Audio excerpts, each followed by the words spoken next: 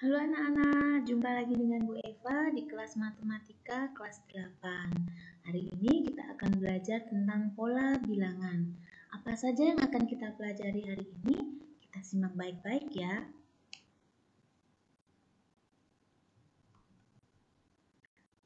Sebentar. Tujuan pembelajaran kali ini yang pertama kita akan mengamati pola suatu barisan bilangan. Yang kedua kita akan mengenal macam-macam barisan bilangan. Dan nanti yang ketiga kita akan menentukan suku selanjutnya dari suatu barisan bilangan dengan mengeneralisasi pola sebelumnya. Tentang apa itu pola bilangan, kita simak tayangan berikut ya. Tolong disimak baik-baik, oke?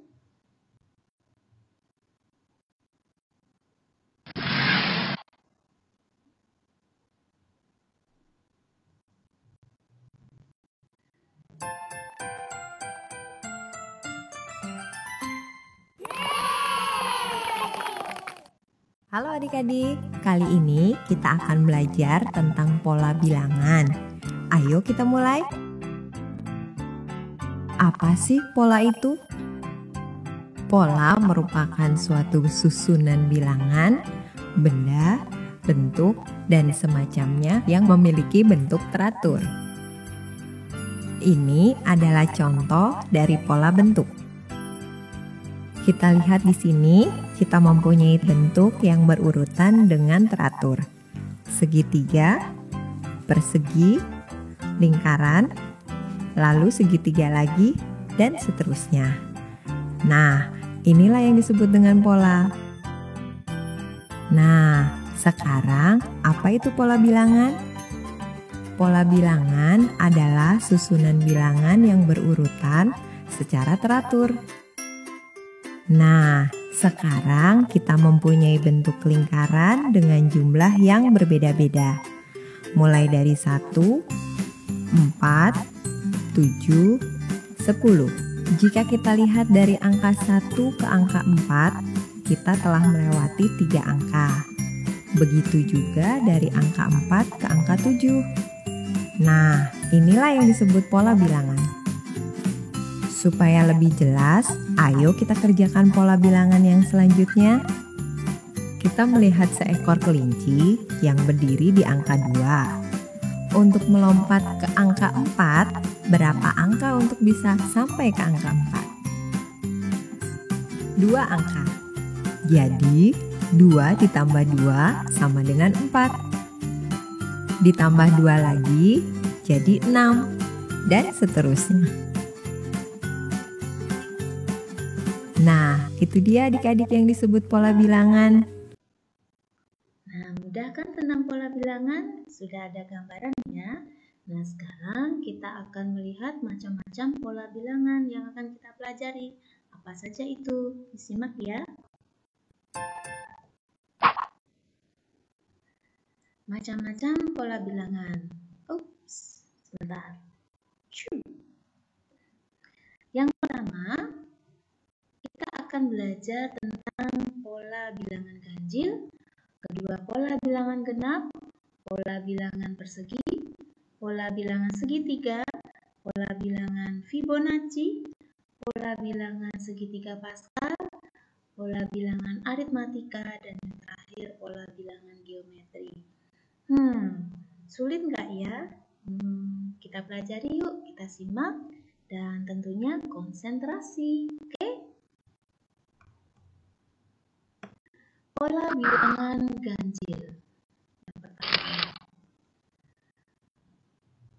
Sebentar. Oke. Pola bilangan ganjil yaitu pola bilangan yang terbentuk dari bilangan-bilangan ganjil. Nah, apa saja bilangan ganjil? Kalian harus ingat kembali. Ya, bilangan ganjil adalah bilangan yang tidak habis dibagi dengan 2 ataupun kelipatannya. Contohnya 1, 3, 5, 7, dan seterusnya. Di sini Ibu akan menggunakan ilustrasi bentuk segitiga. Yang pertama, Ibu menyajikan sebuah segitiga. Lalu yang kedua, 3 segitiga, 5 segitiga, 7 segitiga. Oke. Untuk mendapatkan 3 segitiga, kita tambahkan berapa banyak segitiga ya? Betul, kita tambahkan 2 segitiga. Dari 3 menjadi 5, kita harus tambahkan berapa? 2 lagi, betul. Dan tentunya dari 5 menjadi 7 juga akan kita tambahkan 2. Nah, berarti polanya adalah untuk mendapatkan bilangan-bilangan selanjutnya, untuk pola bilangan ganjil ini akan kita tambahkan dengan 2. Oke, udah ya? Nah, sekarang coba dengan pola bilangan genap. Sama tidak ya? Kalau bilangan genap kan pastinya kebalikan dari bilangan ganjil, yaitu bilangan yang habis dibagi 2 atau kelipatannya. Mulai dari 2, 4, 6, 8, dan seterusnya. Ibu misalkan dengan bentuk segi 6. Oke, yang pertama ada 2, lalu ada 4, ada 6, ada 8. Nah, untuk mendapatkan 4 dari awalnya yang hanya 2, kita butuh berapa segi 6? Betul, 2 segi 6. Nah, kita akan coba temukan polanya ya. Dari 4 menjadi 6, apakah benar ditambah 2? Tentu benar. Dari 6 menjadi 8, pasti juga ditambah 2. Nah, kalau sudah ketemu polanya ini ditambah 2 terus, maka kita akan mendapatkan suku-suku yang selanjutnya. Paham ya? Oke, selanjutnya pola bilangan persegi. Pola bilangan persegi itu membentuk suatu pola persegi. Ya. Kok bisa 1, 4, 9, dan 16 ya? Coba kita lihat gambarnya yuk. Nah, ini adalah persegi dengan luas satu satuan. Ya. Kalau yang berikutnya persegi yang ini ada 2 satuan, ke kanan ada 2 satuan, seluruhnya ada 4 satuan luas. Dan seterusnya kita tambahkan 1, kita tambahkan 1. Nah, dari mana bisa mendapatkan 1, 4, 9, dan 16? Ini adalah dari luas persegi itu sendiri. Ada berapa banyak persegi satuan yang menyusun dari bilangan-bilangan persegi tersebut. Mendapatkan 1 tentunya dari 1 kali 1. 4 itu dari 2 kali 2. Kalau 9 berarti dari 3 kali 3. 16, 4 kali 4. Nah, berarti bilangan persegi selanjutnya bisa kalian lanjutkan ya. Kalau suku kelima tentunya 5 kali 5. Oke? Nah, sekarang kita lihat pola bilangan segitiga. Ini juga akan membentuk suatu bangun segitiga. Bu Eva mengambil bentuk lingkaran. Oke, kita awali dari satu lingkaran dulu. 1. Terus kita susun ke bawah, kita tambahkan dengan 2 lingkaran sehingga ini membentuk sebuah benda atau bentuk segitiga. Berikutnya kita tambahkan lagi aja di bawahnya. Kalau ini berarti kan suku pertama, suku kedua ditambah 2 bulatan, berarti suku ketiga nanti harus ditambah 3 bulatan di bawahnya. Nah, jadi dapat berapa sekarang? 6. Kalau suku keempat, pastinya kita tambahkan 4 bulatan lagi ya di bawahnya.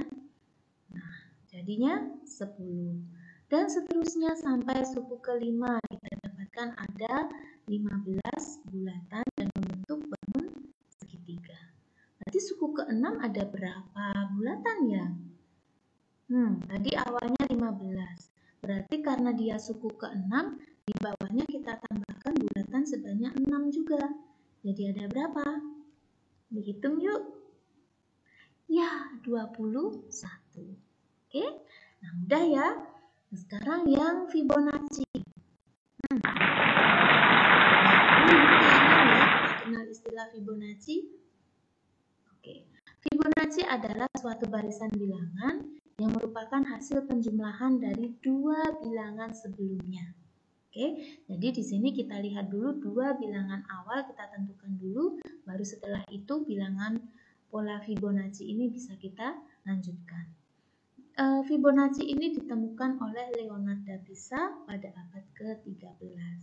Oke, kita lihat polanya. Ada sebuah persegi panjang.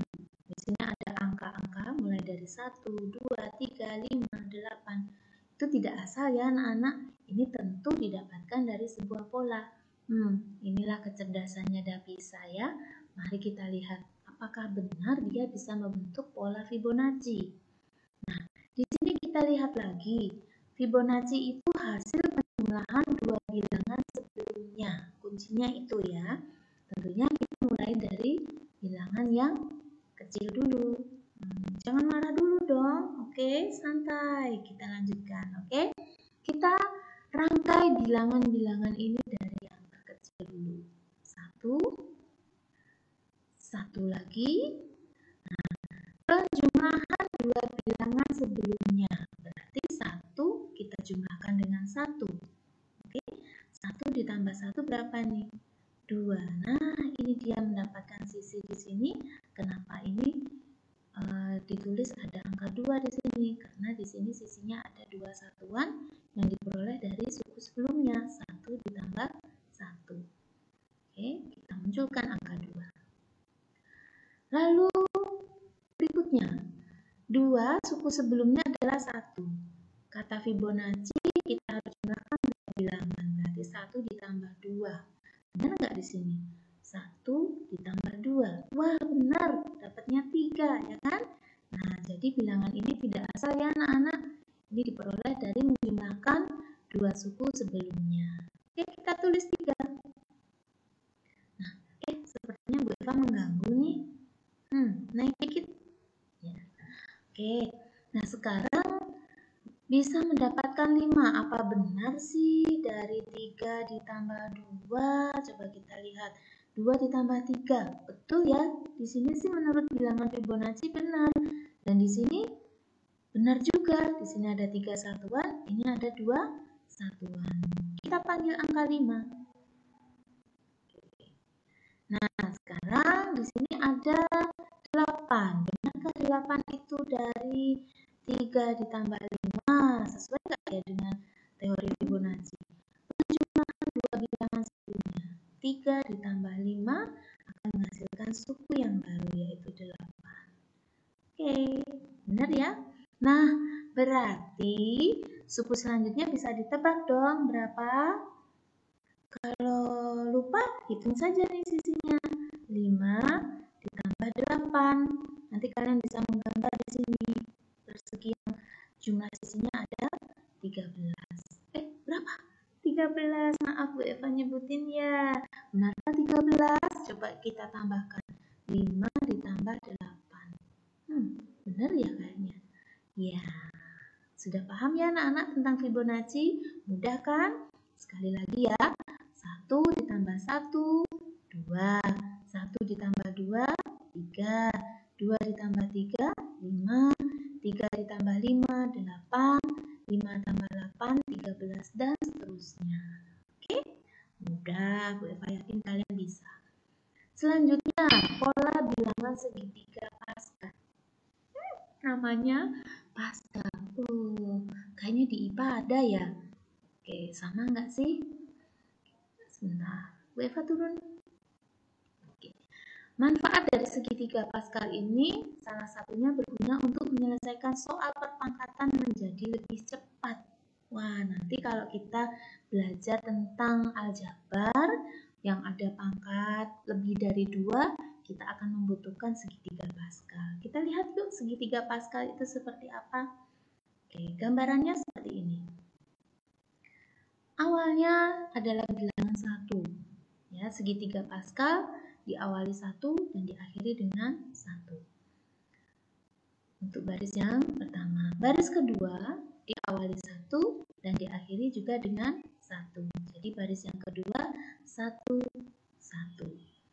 Baris yang ketiga diawali dengan 1, diakhiri dengan 1 juga. Nah, yang di tengah-tengah berapa? Ya, kita jumlahkan yang di atasnya ini. 1 ditambah 1. Letakkan di tengah ini. Nah, 2. Itu dia baris yang ketiga. Baris keempat gimana? Sama prosesnya. Diawali 1, diakhiri 1, tengahnya tinggal kita jumlahkan suku di atasnya. 1 tambah 2, 3. 2 ditambah 1, 3. Jadi kita dapat pola untuk baris keempat, 1, 3, 3, 1. Baris tebak-tebakan yuk baris kelima. Oke? Pasti diawali dengan 1. Diakhiri dengan 1. Nah, ini ditambah dulu kan berapa? Di sini berapa? Betul, 4. Nggak usah ragu-ragu, yakinkan aja, oke? Terus, selanjutnya diisi berapa nih? Tentunya 3 ditambah 3, kita isi 6. Di sini 3 ditambah 1, 4. Tutuplah dengan 1. Begitu seterusnya untuk segitiga Pascal. Oke? Ada gambaran ya anak-anak ya? Sip, mantap. Nah, selanjutnya kita akan bicara tentang barisan aritmatika. Ada gambaran nggak? Ya tentu ada dong, kan dari awal kita sudah belajar pola bilangan. Oke, sekarang kita ada sedikit rumusnya untuk mempermudah kalian menghitung suku-suku selanjutnya. Oke?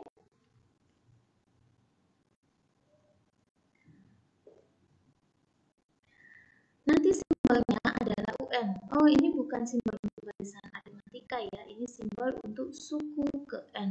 N itu apa? Banyaknya suku, bisa tak terbatas nanti. Oke, kita simak. Barisan aritmatika adalah barisan bilangan yang memiliki pola tetap, di mana polanya berdasarkan operasi penjumlahan dan pengurangan. Ingat ya, kalau aritmatika itu berdasarkan operasi penjumlahan dan pengurangan. Contohnya seperti ini anak-anak. Bu Eva ada pola negatif 2, 3, 8, 13, dan seterusnya. Untuk mendapatkan pola dari barisan ini, bilangan ini, kita lihat dulu dia ada kesamaan pola enggak dari setiap bilangan negatif 2, 3, 8, dan 13. Dari negatif 2 menjadi 3, kita peroleh dari negatif 2 ditambah 5. Apakah sama kalau 3 kita tambah dengan 5, hasilnya 8? Ya, sama. Berarti polanya pasti ditambah dengan 5. Cek sekali lagi. 8 kalau kita tambah 5, hasilnya 13 enggak? Coba dihitung. Nah, benar kan? Berarti pola untuk barisan ini adalah dijumlahkan dengan bilangan 5. Oke? Mudah kan? Oke, mudah dong. Kita akan belajar menentukan rumus suku ke N. Rumusnya seperti ini.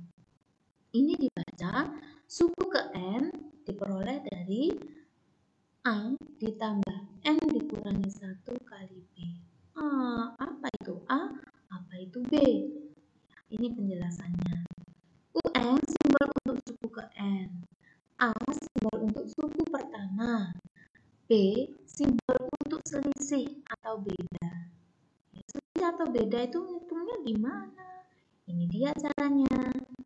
Nah, beda diperoleh dari selisih suku ke N dengan suku sebelumnya. Kalau di situ ada 2 suku, berarti menghitungnya suku kedua dikurangi suku ke 1. Kalau ada 3 suku, berarti di sini suku ketiga dikurangi suku kedua. Itu seterusnya. Mudah ya? Oke, kita akan coba. Jika ada soal seperti ini, tentukan suku ke-40 dari barisan 9, 7, 5, 3, 1, dan seterusnya. Apakah mungkin kamu akan menghitung satu persatu? Lama, ya kan? Nah, kita gunakan rumusnya yang tadi. Tetapi kita cek dulu. Sudah ada belum suku pertamanya? Ada. Sudah ada belum suku keduanya? Ada. Berarti kalau ada suku pertama dan suku kedua, kita bisa menghitung beda. Nah, di sini tanda negatif dan positif itu sangat penting ya anak-anak. Jangan sampai keliru. Nah, sekarang kita terapkan menggunakan aturan yang tadi. Kita sudah siap hitung. N sama dengan A tambah N dikurangi 1 kali B. Kita masukkan satu-satu. N adalah tadi suku keberapa yang akan kita cari? Karena suku ke-40, berarti N-nya diganti 40. A di sini suku pertama tadi 9. N ya 40 dikurangi 1. Bedanya tadi negatif 2. Nah, jangan lupa di sini negatif 2-nya harus masuk. Kerjakan dulu yang ada di dalam kurung, baru dikalikan, kemudian dijumlahkan. Nah, seperti ini hasilnya. Nah, kalau mau cek satu-satu juga boleh. Untuk cross check saja ya, tapi kalau kalian sudah mengenal rumus suku ke N, nanti jangan kalian hitung satu-satu, langsung gunakan saja. Oke? Hasil kan? Lanjut ya, sekarang barisan geometri. Nah, kayaknya ini sudah hampir akhir ya anak-anak ya. Lanjut. Barisan geometri itu apa ya? Apakah bentuk bangun-bangun begitu? Beda ya anak-anak. Jadi barisan geometri itu bilangan yang suku-sukunya terdiri dari atau terbentuk dari perkalian antara rasio dengan suku sebelumnya. Rasio itu apa sih? Kelas 7 udah belajar loh. Rasio adalah perbandingan. Oke. Contohnya seperti ini. Ada barisan negatif 27, negatif 9, negatif 3, negatif 1. Kalau kita hitung pakai penjumlahan atau pengurangan, kira-kira polanya sama enggak? 27 ditambah berapa yang hasilnya negatif 9, nanti juga sama ditambah bilangan itu terus hasilnya negatif 3. Kayaknya tidak mungkin ya anak-anak ya, berarti ini sudah akan ciri khas dari barisan geometri. Oke, nah coba kita lihat 27 bisa menjadi negatif 9, kita apakan? Ya, kita bagi dengan 3. Dari negatif 9 menjadi negatif 3, apakah dibagi 3 juga? Coba dihitung. Oh, ternyata benar. Nah, sekarang dari negatif 3 ke negatif 1, apakah benar dibagi 3 juga? Ternyata benar ya anak-anak. Nah, di sini ada operasi pembagian atau rasio. Makanya ini disebut barisan geometri. Paham ya bedanya ya? Nah, jadi kalau dibagi 3 lagi, suku selanjutnya bisa kamu hitung? Iya, negatif 1/3. Oke, coba kita lihat rumus suku ke N. Sama nggak? Ternyata beda. Suku ke N-nya diperoleh dari suku pertama, kamu kalikan dengan rasio dipangkatkan banyak sukunya tadi dikurangi 1. Oke, kita ikuti saja rumusnya. A itu masih tetap sama ya, suku pertama, L itu rasio. Bagaimana menghitung rasio?